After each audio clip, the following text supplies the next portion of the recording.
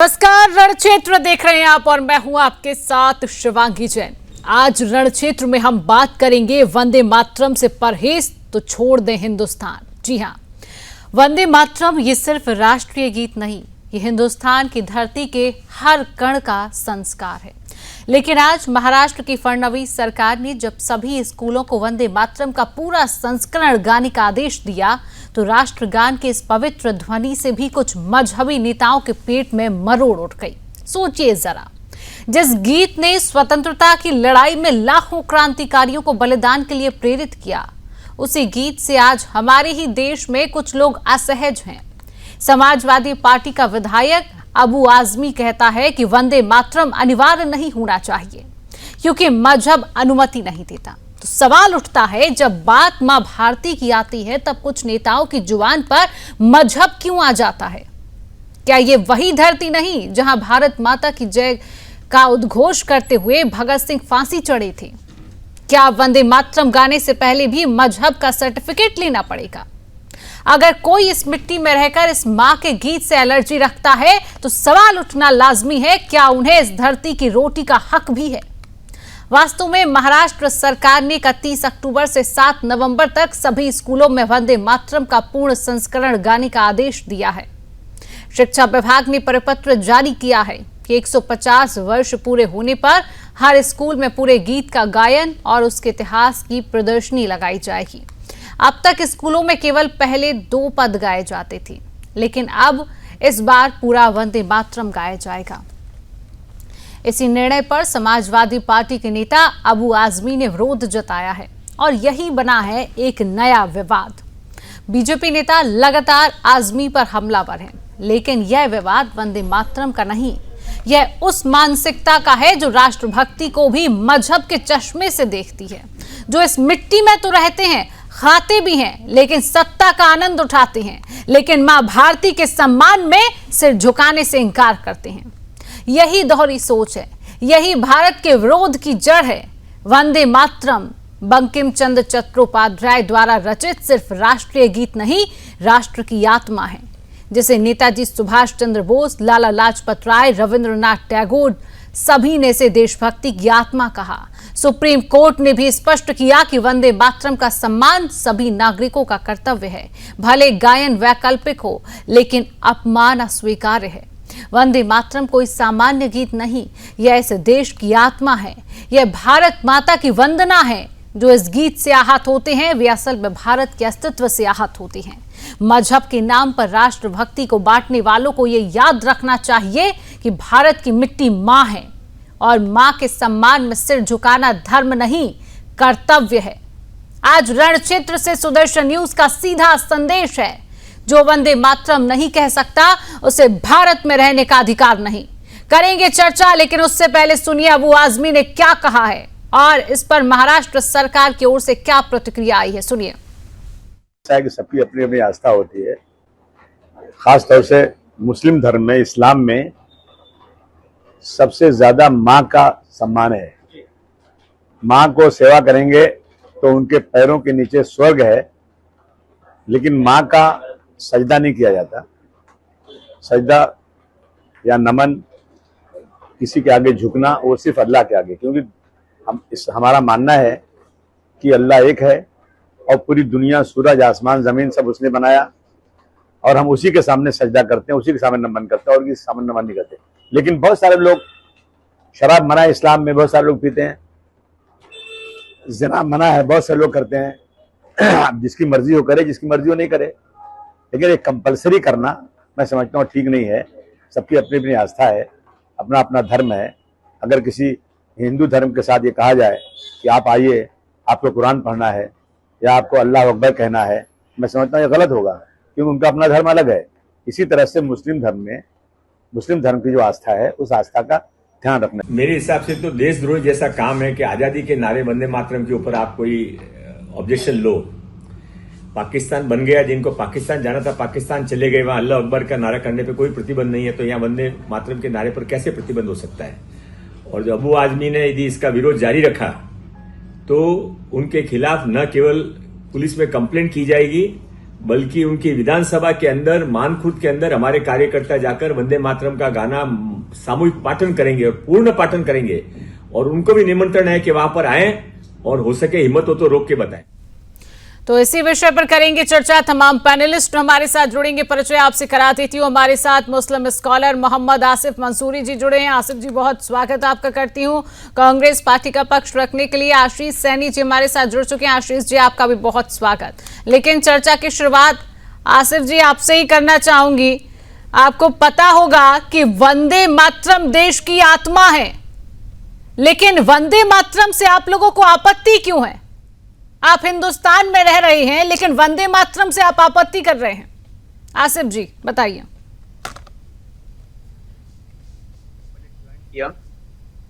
वंदे मातरम, पहली बात तो आप ये समझ लीजिए, आप बात कर रही हिंदुस्तान की। संविधान में कहीं नहीं लिखा है हिंदुस्तान, संविधान में भारत और इंडिया लिखा है। आप पहले हिंदुस्तान कहना बंद करिए। आप हिंदुस्तान नहीं कह सकती हो, संविधान में नाम ही नहीं हिंदुस्तान का। संविधान में भारत है और इंडिया है। पहले आप भारत इंडिया हिंदुस्तान एक ही है। आप हिंदुस्तान में ही रह रहे हैं, आप भारत देश में ही रह रहे हैं। आप भारत देश में ही रह रहे हैं। हिंदुस्तान में नहीं रह रहे हैं, भारत में रह रहे हैं, इंडिया में रह रहे हैं, हिंदुस्तान में नहीं रह रहे हैं। पहले आप ये बात खत्म करिए। दूसरी बात आप आती वंदे मातरम के ऊपर। देखिए, मजहब इस्लाम जो है ना, मजहब इस्लाम हमें सिखाता है जिसने इस धरती को बनाया, आसमान को बनाया, हम उसकी पूजा करते हैं जिसने हमको बनाया है। हम भारत जिंदाबाद बोलते हैं, भारत की जय बोलते हैं, और वंदे मातरम नहीं बोल सकते। वंदे मातरम क्यों नहीं बोल सकते हैं आसिफ जी? वही तो सवाल है, वही तो सवाल है, क्यों नहीं बोल सकते हैं? सर झुकाने का हुक्म हम सर नहीं झुका सकते ना, हम सर सिर्फ अल्लाह के आगे झुकाते हैं। देश के आगे आप सर नहीं झुकाएंगे, देश के बलिदानियों के आगे आप सर नहीं झुकाएंगे, देश के आगे आप सर नहीं झुकाएंगे। सर झुकाने का हमारा सिर्फ अधिकार अपने अल्लाह के सामने, जिसकी हम इबादत करते हैं। अरे तो जिस देश में रह रहे हैं वो देश आपके लिए कुछ नहीं है। जिस धरती पर आप रह रहे हैं, जिस धरती की कटाए नहीं, देश के लिए हमने सर कटाए हैं, हमारे उलमा इकराम ने सर कटाए हैं। मुसलमानों ने, आज भी जाओ इंडिया गेट के अंदर सबसे ज्यादा मुसलमान शहीद हुए हैं जब हमारे भारत आजाद हुआ है। क्या बात कर रही हैं आप? सर कटाने की हम बात करते, सर झुकाने की आप क्या बात कर रही हैं? अरे आसिफ जी, सिर तो कटवा लेते हो लेकिन सिर झुकाने में क्यों परेशानी है? सर झुकाते सिर्फ हम अल्लाह के आगे, बल्कि 5 वक्त तो इसी जमीन में सजदा करते हैं ना अल्लाह के सामने। जब हम 5 वक्त की नमाज पढ़ते हैं तो हम सजदा कहां करते हैं? इस जमीन यही होती है, लेकिन हमारी नियत अल्लाह होता है। हम 5 बार जमीन को चूमते हैं, आप तो चूमते भी नहीं जमीन को 5 बार, हम चूमते अरे हैं। आप हमें देखने आते हैं कि हम चूमते हैं? हम इसी देश में रहते हैं और इसी देश से प्रेम करते हैं। आपकी तरह नहीं है कि जिस देश में रह रहे हैं उस देश की जय न बोले, वंदे मातरम से हम परहेज करें, सिर झुकाने में हम परहेज करें, सिर झुकाने में हम परहेज करें। ठीक है, हमारे साथ राष्ट्रीय चेतना मंच से सुशील त्रिपाठी जी भी जुड़ चुके हैं। सुशील जी, बहुत बहुत स्वागत है आपका सुदर्शन न्यूज में। सुशील जी, आपने मोहम्मद आसिफ जी की बात सुनी। इन्होंने कहा कि वंदे मातरम से हम परहेज करते हैं क्योंकि हम अपना सर सिर्फ अल्लाह के आगे झुकाते हैं। ऐसे लोगों के लिए आप क्या कहेंगे जो भारत देश में रहते हैं, यहीं की रोटी खाते हैं लेकिन देश के आगे सर नहीं झुकाएंगे? त्रिपाठी जी। शिवांगी, आपने शायद इनकी आधी बात कोट की, मैं इनकी पूरी बात कोट करता हूं। भाई साहब ने बताया कि हमारे पुरखों ने खून दिया और बलिदान दिया और ये किया वो किया, तो इनके दादाजी ने अगर घी खाया था तो पहलवान ये होंगे क्या? और दूसरी बात एक मैं बताता हूं कि सजदा करते हैं, 5 वक्त करते हैं, ये सब नौटंकीबाजी की जरूरत नहीं है। ये जो भाई साहब कह रहे हैं, यह हमारे यहाँ उठते ही कराग्रे वस्ते लक्ष्मी और जमीन पर पैर रखने के पहले हम अपनी माता की वंदना करते हैं, धरती माता की वंदना करते हैं। हम प्रकृति पूजक लोग हैं, भारतवासी। और इसमें जब मैं भारतवासी कहता हूं तो आपने कल चोला बदला है, हम अपने मूल पर आज भी खड़े। आपने कल चोला बदला है तो आपको अधिक ध्यान रखने की आवश्यकता है कि हमको प्रूफ करने की जरूरत नहीं। हम जीते हैं, हम प्रकृति जीते हैं, हम संस्कार जीते हैं, हम भारत को जीते हैं, इसलिए हमको दिखाने की आवश्यकता नहीं पड़ती है। आप दिखाइए, दिखावेबाजी आपको मुबारक हो। लेकिन मैं फिर कहता हूं कि वंदे मातरम का जो विरोध है ये भारत का विरोध है। अगर आपके पूर्वजों ने भी गाया था, किस मुस्लिम क्रांतिकारी ने मना किया था, जरा मुझे बताएंगे आप? अलगाववादी किसी मुस्लिम नेता के सिवाय स्वतंत्रता के पहले भी किस मुस्लिम ने मना किया था वंदे मातरम गाने से? मुझे बताइए, कोई एक नाम हो तो बताइए। यह देश की विभाजनकारी शक्तियां, जब इन्होंने देश को एक बार बांट लिया, उसके बाद स्वतंत्रता के बाद, शिवानी अगर आपको पता हो तो 50 साल तक वंदे मातरम भारत की संसद में नहीं गाया गया। 1997 में स्वतंत्रता प्राप्ति के 50 साल के बाद एक विशेष अधिवेशन होता है जिसमें मान्यता दी जाती है कि संसद में वंदे मातरम गाया जाएगा, और तब से जाकर के संसद ने अपनी भूल को स्वीकार्यता करते हुए, अपनी भूल की एक प्रकार से प्रायश्चित करते हुए वंदे मातरम का गाया जाना अनिवार्य किया। और मैं एक और विडंबना बता देता हूं कि सेकुलर लोग जिनको सत्ता मिली देश का बंटवारा करके, ऐसे पंडित जवाहरलाल नेहरू ने 319 लोग थे संविधान सभा में, जिसमें से 318 लोगों ने राष्ट्रगान के रूप में वंदे मातरम को मान्यता देने के पक्ष में मतदान किया। सिर्फ एक नेहरू जी, क्योंकि उन्होंने लोगों को ऑप्शन दिया था कि आप यहां भी रह सकते हो। उन्होंने उन लोगों को खुश करने के लिए तुष्टीकरण की नीति का प्रथम अध्याय स्वतंत्रता प्राप्ति से 1 साल पहले शुरू कर दिया था पंडित जवाहरलाल नेहरू ने, और उसका परिणाम 50 वर्ष के बाद भारत को वापस से भारत की संसद में वंदे मातरम गाया गया। तो ये इस विषय पर जो चर्चा कर रहे हैं भाई साहब, इनकी जानकारी कम है, और ये सिर्फ आसमानी इन्होंने जो अध्ययन किया है पाटिल जी, और आप जो जानकारी दे रहे हैं ये जानकारी इनके समझ में भी नहीं आएगी, ये जानकारी इनके समझ में भी नहीं आएगी। हमारे साथ कांग्रेस पार्टी के प्रवक्ता आशीष सैनी जी है। सैनी जी, देखिए जिस तरीके से अबू आजमी वंदे मातरम का विरोध कर रहे हैं, ऐसे नेताओं को लेकर कांग्रेस पार्टी का क्या रुख है, क्या कहती है कांग्रेस पार्टी ऐसे नेताओं के लिए? आशीष जी, देखिए मैं ज्यादा लंबा समय नहीं लूंगा, मैं छोटी से समय में भी बात करूंगा। वंदे मातरम और राष्ट्रगान, कांग्रेस पार्टी का हर अधिवेशन के शुरुआत और अंत इन 2 महान गीतों पर होता है, जिन्हें भारत के क्रांतिकारियों ने और भारत की स्वतंत्रता के प्रतीक के रूप में माना गया। वंदे मातरम में भी वही बात है, राष्ट्रगान में भी वही बात है, अपनी धरती भारत माता के प्रति कि वो कितनी अच्छी है, वहां पर कितनी हरियाली है, वहां पर कितने बड़े बड़े पर्वत है, एक स्तुति गान के रूप में किया गया। ये जो 2 लोग आपने चैनल पर बिठाए हैं, आसिफ मंसूरी और ये त्रिपाठी जी, इन दोनों की विचारधारा को कांग्रेस पार्टी खारिज करती है। हम ना तो कभी इस पक्ष में है जो त्रिपाठी जी ने बोला, क्योंकि इन्होंने तो राष्ट्रगान को भी आज तक मान्यता नहीं दी है और आज भी बैठकर राष्ट्रगान के प्रति और नेहरू जी के प्रति झूठ परोसने काम कर रहे हैं। और ये जो मंसूरी जी हैं, जब आप भारत के नागरिक हैं तो भारत की बात कीजिए ना। यदि कोई स्तुति गान उर्दू भाषा में लिखा है तो भी उसकी महत्ता उतनी है, संस्कृत में लिखा है तो भी महत्ता उतनी है। अबू आजमी जैसे लोग इस तरह की बातें करके जो फालतू की बकवास करते हैं, इसका कोई लॉजिक नहीं है। और मेरी नजर में आरएसएस के लोगों में और अबू आजमी जैसे लोगों में कोई अंतर नहीं है। दोनों लोग देश के दुश्मन हैं, संविधान के विरोधी हैं। और कांग्रेस जो सम्मान शहीदों को देने के लिए हम वंदे मातरम आशीष जी आप आरएसएस की बात कर रहे हैं। आशीष जी, आरएसएस देश और राष्ट्र की बात करता है, आरएसएस देश और राष्ट्र की बात करता है, तो अबू आजमी से कंपेयर ना किया जाए, अबू आजमी से कंपेयर ना किया जाए जिस तरीके की आप बात कर रहे हैं। अबू आजमी कहते हैं कि वंदे मातरम पर विरोध है, वंदे मातरम हम नहीं गाएंगे। आपको किसने ये बात की आरएसएस देश का पक्ष करता है? ये बात आपको किसने बता दिया? ये आपने कैसे तय कर लिया कि आरएसएस देशभक्त है? आरएसएस देशद्रोही संगठन है, गद्दार है, अंग्रेजों का गुलाम है। 47 से पहले भी गुलाम था और आज 2025 से भी डोनाल्ड ट्रंप का गुलाम है। क्या बात कर रहे हैं? ये अंग्रेजों के दलाल, 2-2 रुपए की दलाली करने वाले, मंदिरों के बहाने चप्पल चुराने वाले लोग ये देश की बात करेंगे? इसीलिए मैंने कहा कि दोनों लोग, चाहे वो वंदे मातरम का विरोध करने वाले हो या राष्ट्रगान का विरोध करने वाले लोग, दोनों लोग देश के दुश्मन हैं और हम दोनों का विरोध करते हैं। आपने जब भी कहा कि आरएसएस ऐसा है, ये आपकी राय हो सकती है, आपको आपके चैनल ने बताया होगा, लेकिन वास्तविक राय ये नहीं है। अरे चैनल ने तो बताया है, लेकिन अपनी खुद की प्रतिक्रिया रहती है। आशीष जी खुद की प्रतिक्रिया रहती है। और कांग्रेस पार्टी का पक्ष, हालांकि सबको पता है, तस्वीर सबने देखी है 70 सालों में कांग्रेस पार्टी ने क्या किया है। हालांकि ठीक है, हमारे साथ बीजेपी पार्टी के प्रवक्ता भी बने हुए हैं, उनसे भी प्रतिक्रिया लेंगे। हमारे साथ शैलेश पांडे जी जुड़ चुके हैं। शैलेश जी, बहुत बहुत स्वागत है आपका सुदर्शन न्यूज में। धन्यवाद, नमस्कार, जय श्री राम, हर हर महादेव। हर हर महादेव। शैलेश जी, जिस तरीके से महाराष्ट्र सरकार ने वंदे मातरम के लिए कहा है कि अब 7 नवंबर तक और 31 अक्टूबर से वंदे मातरम जो है वो स्कूलों में गाया जाएगा, एक राष्ट्र को का गौरव बढ़ाने वाली बात है, लेकिन कुछ नेता इसका विरोध कर रहे हैं। उनको लेकर महाराष्ट्र सरकार क्या कहेगी, क्या एक्शन ले रही है ऐसे लोगों पर? देखिए, हमारी जो विचारधारा है वो राष्ट्रभक्ति ले हृदय में हो खड़ा यदि देश सारा, संकटों पर मात देकर राष्ट्र विजयी हो हमारा। तन समर्पित मन समर्पित और ये जीवन समर्पित, चाहता हूं मां भारती तुझे और भी कुछ दूं।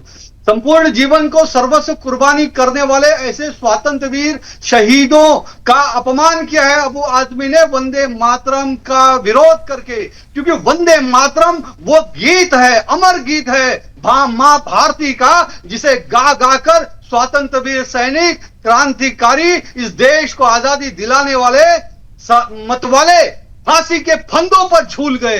वंदे मातरम भारत माता की जय बोलकर, गुंजायमान कर इस देश को आजादी दिलाने के लिए लाखों लाखों स्वतंत्र सैनिकों ने अपने जीवन की आहुति दी। आज उस बंकिम चंद्र जी के लिखे हुए वंदे मातरम गीत का विरोध करना यह देशद्रोह है, और हिंदुस्तान की जनता इस देशद्रोह को करने वाले लोगों को, उनके पार्टियों को, उनके अलायंस को जमीन में दफन किए बिना चैन की सांस लेगी नहीं। पूरा देश देख रहा है कि जहां 150 साल पूरे हुए वंदे मातरम इस गीत को लिखकर जिस पर मतवाले शहीद हुए, उस गीत के 150 साल पूरे होने के बाद मुख्यमंत्री महाराष्ट्र के देवाभाऊ देवेंद्र फडणवीस ने पूरे महाराष्ट्र में जब यह खुशी से जाहिर किया कि महाराष्ट्र के सारे स्कूलों में अब अगले पूरे पक्ष तक ये गीत गाया जाएगा, पूरी गीत गाया जाएगा,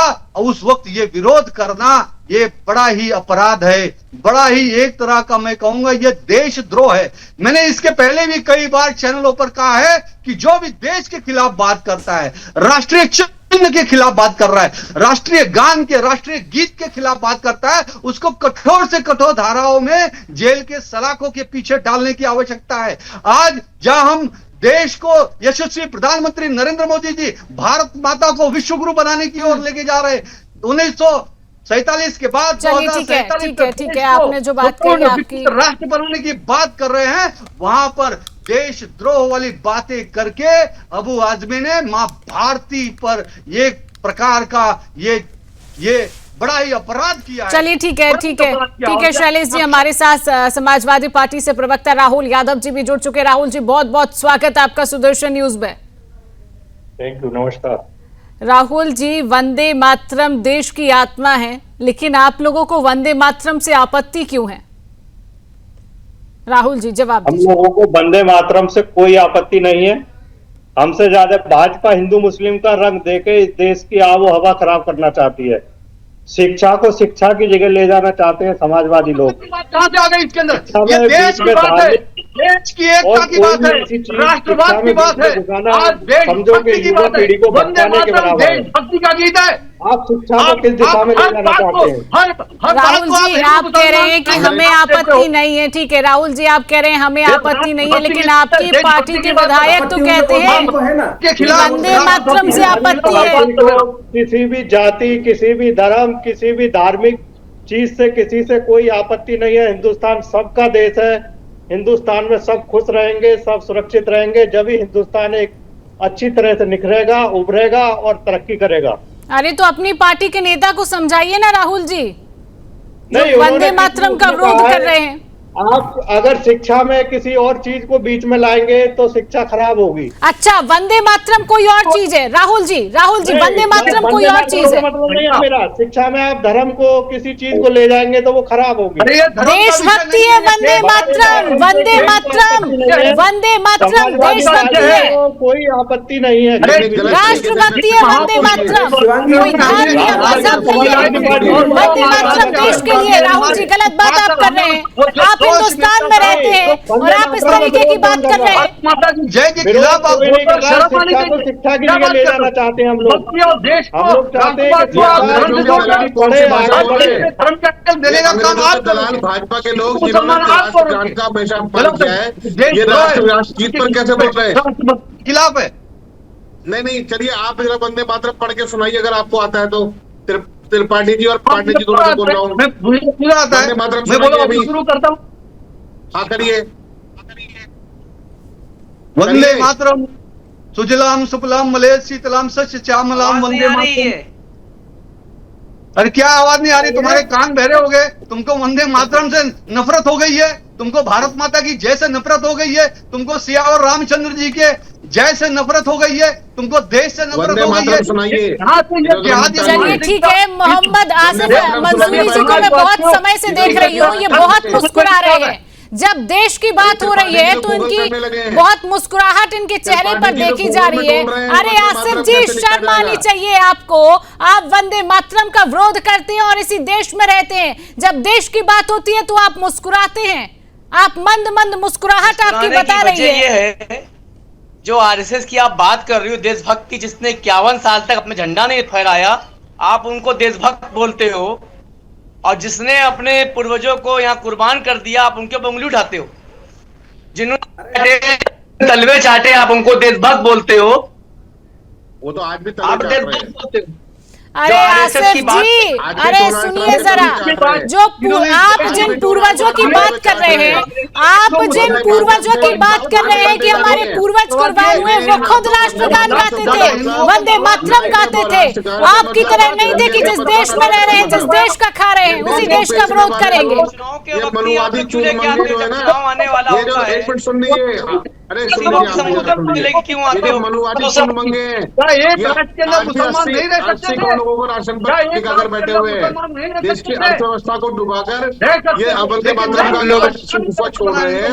इनसे पूछिए, शिक्षा में नीट के पेपर, आप सारे पेपर लीक करा रहे हैं, शिक्षा महंगी कर रहे हैं, स्कूल कॉलेज बंद कर रहे हैं, तो वंदे मातरम पढ़ाएंगे किसे आप? अब बोलना है यानी कि आप। चलिए ठीक है, पहले आसिफ मंसूरी जी की बात को सुनेंगे, फिर आप लोगों के पास आएंगे। एक एक करके अपनी बात रखिए, दर्शक भी सुन पाएंगे। आसिफ जी बात पूरी करिए।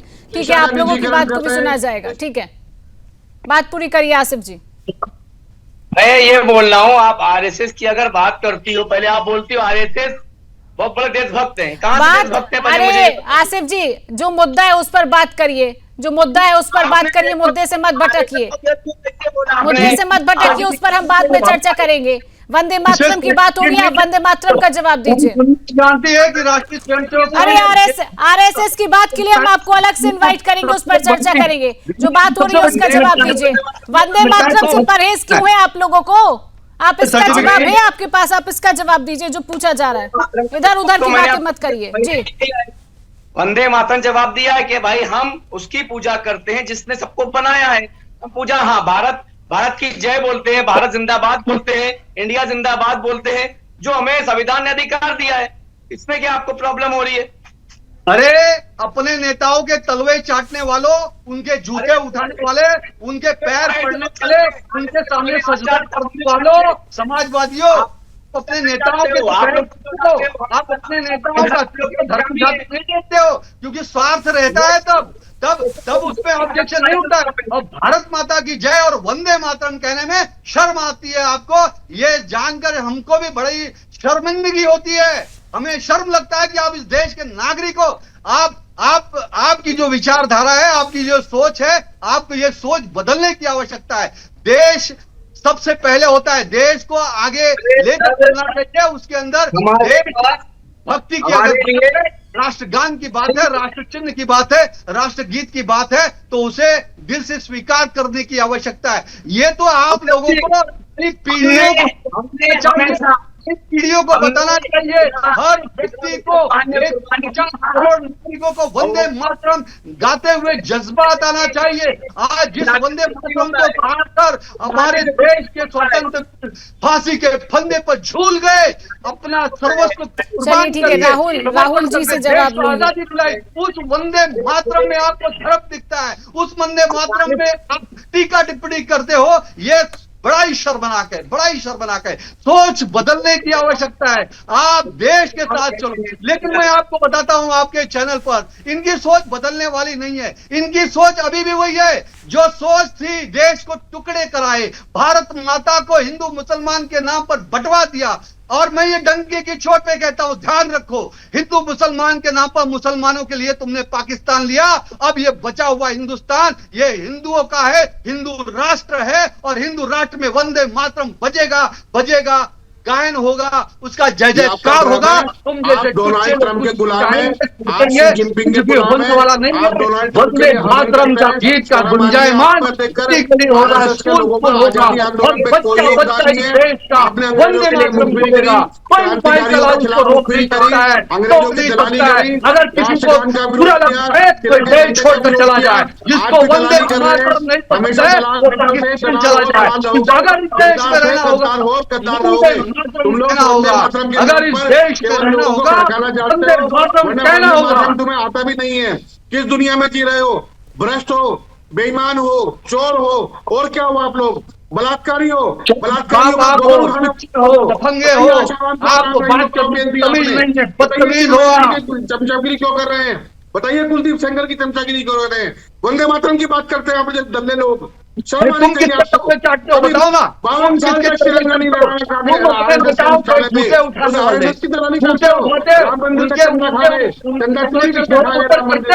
भारत माता की जय, वंदे मातरम कहने हम बीच में आ जाता है। करके आप देश को पीछे ले जा रहे हैं, आप लोगों को पीछे ले जा रहे हैं। और मैं बोलता हूँ देश की जो नई पीढ़ी है, नई पीढ़ी वो देश के साथ है, वो देश और भारत माता के साथ है। और आप जैसे कुछ थोड़े लोगों से बातों और सीधा चर्चा में वापस लौटेंगे। राष्ट्रीय चेतना मंच से हमारे साथ सुशील त्रिपाठी जी बने हुए हैं। त्रिपाठी जी, ऐसे लोग जो देश में रहते हैं, भारत देश में रहते हैं, लेकिन उन्हें देशभक्ति की बात नहीं करनी है, देश में रहेंगे, देश का खाएंगे, लेकिन देश के विरोध में बात करेंगे, ऐसे लोगों के लिए आप क्या कहेंगे? शिवांगी, अभी आशीष भाई और भारतीय जनता पार्टी के प्रवक्ता की जो आपस में गुत्थम गुत्थी देखी, आश्चर्य होता है कि सब जिम्मेदार लोग हैं। यह एक राजनीतिक दल के, बहुत बड़े राजनीतिक दल के प्रवक्ता अभी उपस्थित है और एक बड़े राजनीतिक दल के वर्तमान में प्रवक्ता भी अपने साथ थे। ये जो गुत्थम गुत्था है कभी समाधान की तरफ जाएगा क्या? मैं ऐसा कहना चाहता हूँ, आशीष जी ने जिस तरह से कह दिया गद्दार है, देशद्रोही है, ये आप इस बात को अगर मानते हो तो इतने साल तक आपकी सत्ता रही, आपने क्यों नहीं इसके ऊपर ध्यान दिया? आपने क्यों नहीं संघ को बैन करवा दिया? क्यों नहीं संघ के सभी लोगों को सजा दिलवा दी? नहीं, एक मिनट मेरी बात सुनिए आशीष जी देखिए, मैं उनके जितना एनर्जेटिक नहीं हूं, भारतीय जनता पार्टी का प्रवक्ता मैं नहीं, इसलिए मैं उतना एनर्जेटिक नहीं हूं कि मैं आपसे बहस कर सकूंगा। तो कृपया अगर मेरी बात को सुन सकते हैं धैर्य से, इतनी सहिष्णुता यदि आपके भीतर हो तो आप मुझे बोलने दें, नहीं तो आप ही बोल ले। मैं फिर नहीं, ठीक है त्रिपाठी जी, बात को पूरा करें जी।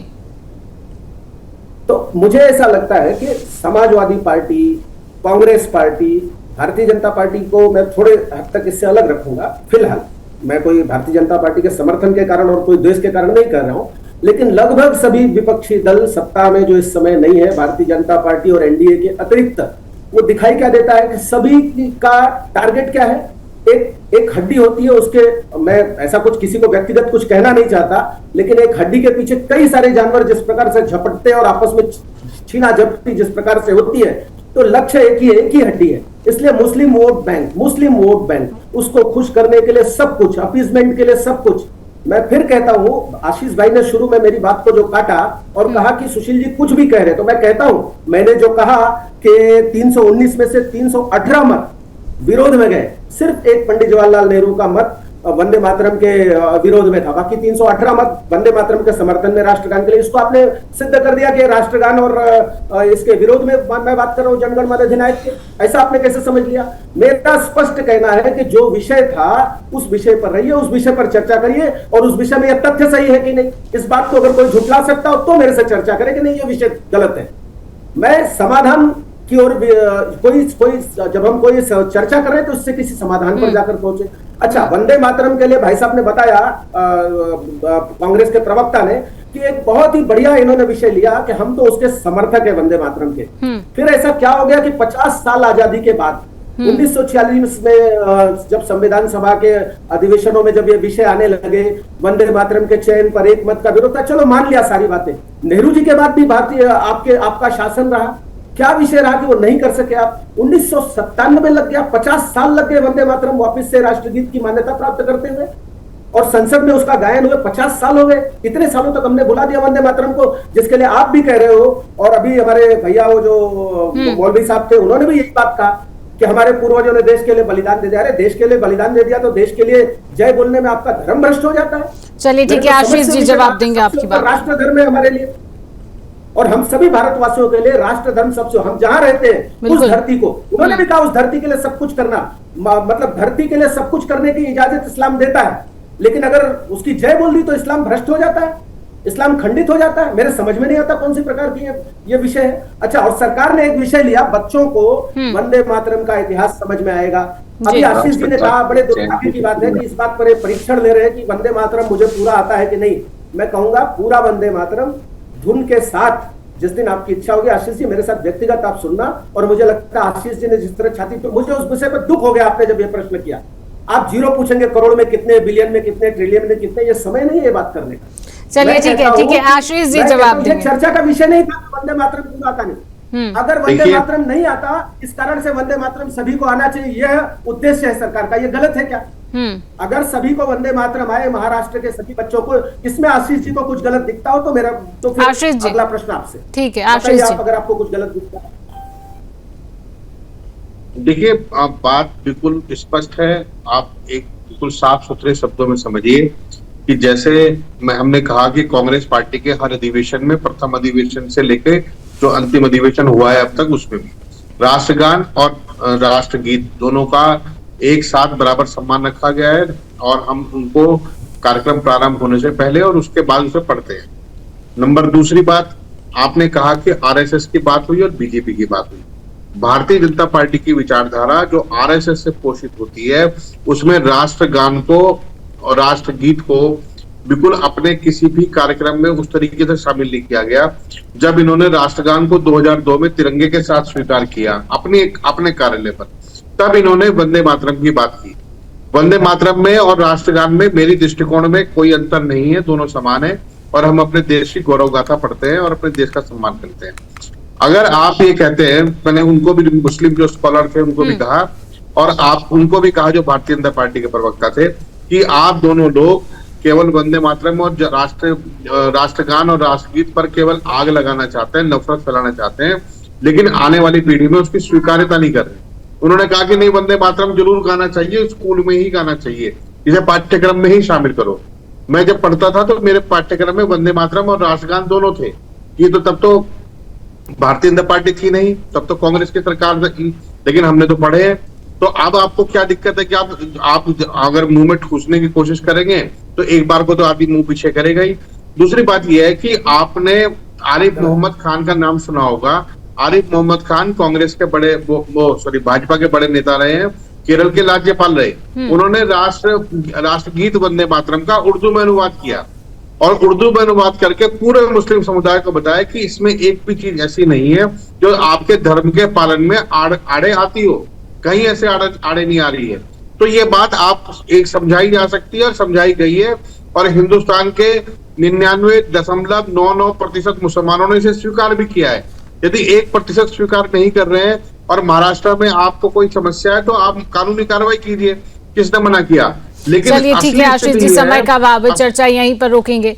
ठीक है, आप दोनों का हमारे साथ जुड़ने के लिए, समय देने के लिए और तमाम जानकारी साझा करने के लिए आप दोनों का और तमाम पैनलिस्ट जो हमारे साथ जुड़े उन सभी का बहुत बहुत धन्यवाद। तो फिलहाल के लिए आज के रण क्षेत्र में इतना ही। आगे देश और दुनिया की तमाम खबरों को जानने के लिए आप देखते रहिए सुदर्शन न्यूज।